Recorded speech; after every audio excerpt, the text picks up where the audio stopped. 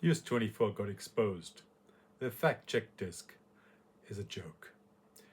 News 24 got exposed. Their fact-check desk, it's a joke.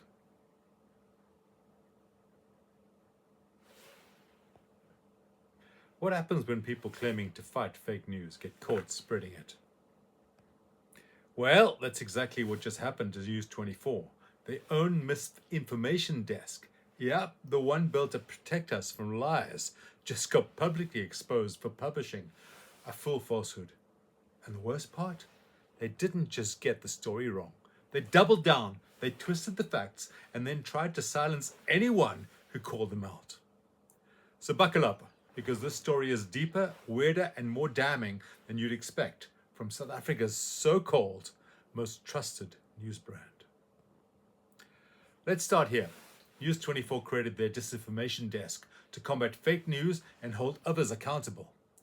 But recently, the press ombudsman ruled that this very desk, the supposed defenders of truth, were guilty of spreading misinformation themselves. You can't make this shit up. The people policing the facts got fact-checked, and they failed. Long before the scandal, cracks were already showing. Take Julius Malema, News 24's disinformation team. Take Julius Malema. News 24's disinformation team tried to convince the public on 3 separate occasions that Malema holds no real political power. He's irrelevant in shaping national policy. Except, he's literally sitting on he's a sitting member of parliament. Except, he's literally a sitting member of parliament. He serves on policy committees. He even helps select judges. Malema selecting judges? So why did News 24 downplay all of that? It's easy. They weren't reporting facts, they were editing narratives.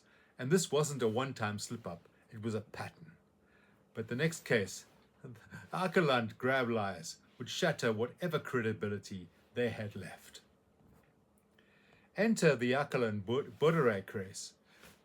Enter the Akaland Boerdery craze. Start again. Enter the Akaland Boerdery case, a flashpoint in South African land expropriation debate.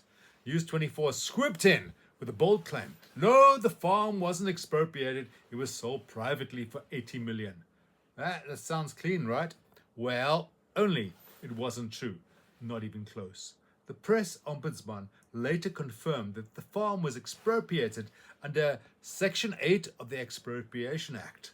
Ownership was transferred to the state in 2018 by law. Full stop.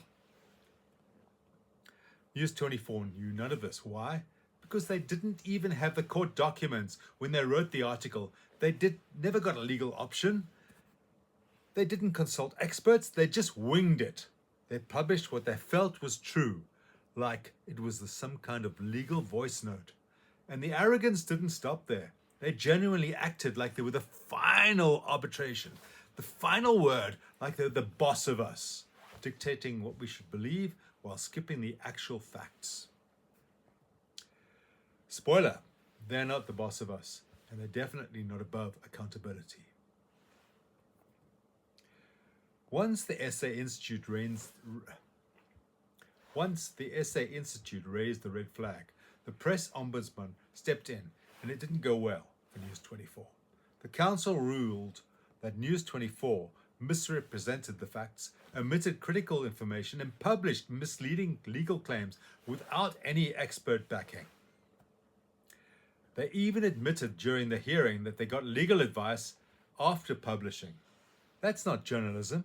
That's to-yourself blog post pretending to be law. Worse still, News 24 tried to argue that the farm wasn't really expropriated because the state never physically took control of the land. Yeah, well, that's like saying a bank didn't repossess your house because no one moved in yet. The law is the law. Paperwork really matters. Ownership is transferred. Full stop. Full stop. But News 24 was still out here explaining land seizures.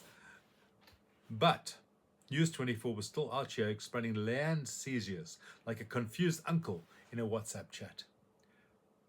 So let's pause here because this part's really wild. News 24's disinformation desk, the same people who demanded absolute precision from everyone else, published a controversial legal article. Without legal advice, without court documents, and without quotes from lawyers, and no verified facts. Let that sink in. Let that just sink in. They were debunking the others' infamous information while spreading their own misinformation. The hypocrisy is Olympic level. And when they finally realized they'd screwed up, they didn't correct it. They didn't even apologize. They tried to get the ombudsman recused. They tried to get the ombudsman recused. Yep, after the hearing. Yep, after the hearing, News 24 actually filed a request to remove the ombudsman because, get this, he once worked for a different newspaper and they reported on the same farm issue. So let's get this straight. They got caught lying. Then they tried to discredit the one person holding them accountable. That's like losing a court case and asking for a new judge because the current one once walked past your house. Desperate. Yeah. Transparent. Absolutely. They weren't protecting journalism. They were protecting themselves. And that's what tells you everything you need to know about how they operate behind the scenes. The final ruling, the verdict is brutal. News 24 breached clause 1.1 of the press code, reporting false information. They breached the clause 1.2, which omitting key facts. And they embarrassed themselves. And they did it while pretending to protect the truth. Let's be honest, they've done this before. They've ignored court outcomes, they've twisted political narratives, they refused to apologize when they were obviously proven wrong. Why does this matter? Well, because they've positioned themselves as truth's last line of defense, but act more like a road referee. So why does this matter? Because they've positioned themselves as truth's last line of defense, but they act like a rogue referee, picking sides. Indeed, who fact checks the fact checkers? In a world where misinformation is a real threat, we desperately need credible, neutral journalism. But News 24, they've made it clear they're not neutral, they're not credible, and they're definitely not interested in owning their mistakes. They've weaponized the fact check label to push narratives, avoid scrutiny, and silence critics. And when they're caught, they lawyer up, deflect, and try to spin it backwards.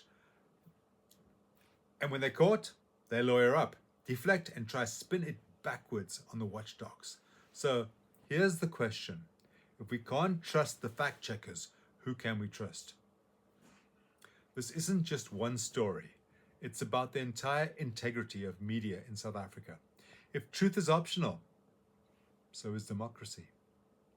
So I think my closing thought in this, News 24's disinformation desk, it wasn't protecting the public, it was manipulating the truth. They weren't holding power accountable, they were abusing their own power.